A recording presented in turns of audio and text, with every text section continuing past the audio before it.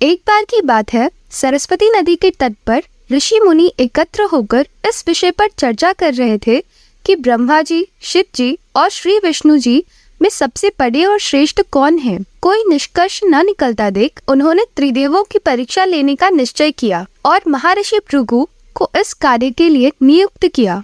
महर्षि भृगु सप्तर्षि मंडल के एक ऋषि थे। महर्षि भृगु सर्वप्रथम ब्रह्मा जी के पास गए।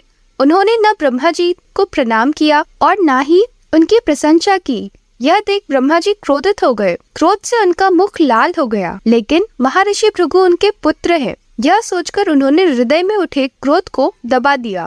वहाँ से महर्षि भृगु कैलाश गए। देव भगवान महादेव ने देखा कि भृगु आ रहे हैं, तो वे प्रसन्न होकर अपनी आसन से उठे और उनसे गले मिलने के लिए अपनी भुजाएं फैला दी। किंतु उनकी परीक्षा लेने के लिए भृगु मुनि उनके गले लगने से मना करते हुए बोले, महादेव, आप सदा वेदों और धर्म की मर्यादा का उल्लंघन करते हैं। दुष्टों और पापियों को आप जो वरदान देते हैं, उनसे सृष्टि पर भयंकर संकट आ जाता है, इसलिए मैं आपको गले नहीं लगाऊंगा।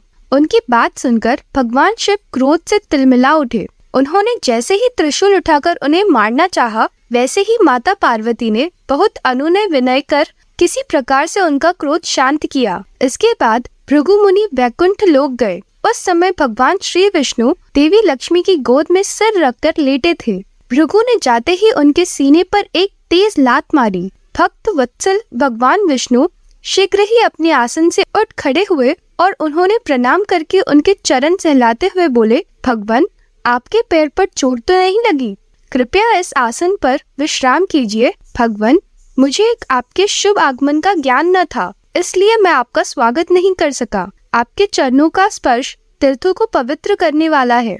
आपके चरणों के स्पर्श से आज मैं धन्य हो गया। भगवान विष्णु का यह प्रेम व्यवहार देखकर महर्षि भृगु की आंखों से आंसू बहने लगे। उसके बाद महर्षि भृगु ऋषि मुनियों के पास लौट आए और ब्रह्मा जी, शिव जी और श्री विष्णु जी के यहाँ के सभी अनुभव को विस्तार से बता दिए। उनके अनुभव सुनकर सभी ऋषि मुनि बड़े हैरान हुए और उनके सभी संदेह दूर हो गए। तभी से वे भगवान विष्णु को सर्वश्रेष्ठ मानकर उनकी पूजा अर्चना करने लगे। वास्तव में उन ऋषि मुनियों ने अपने लिए नहीं, बल्कि मनुष्यों के संदेहों को मिटाने के लिए ही ऐसी लीला रची थी। तो फ्रेंड्स, आशा करती हूँ कि मेरे द्वारा सुनाई गई यह छोटी सी कथा आपको पसंद आई होगी और आपको यह वीडियो अच्छी लगी तो इसे जरूर लाइक करें और इसी प्रकार की और भी पौराणिक कथाओं और हिंदी कहानियों के लिए मेरे इस छोटे से YouTube चैनल को जरूर सब्सक्राइब करें। Thank you.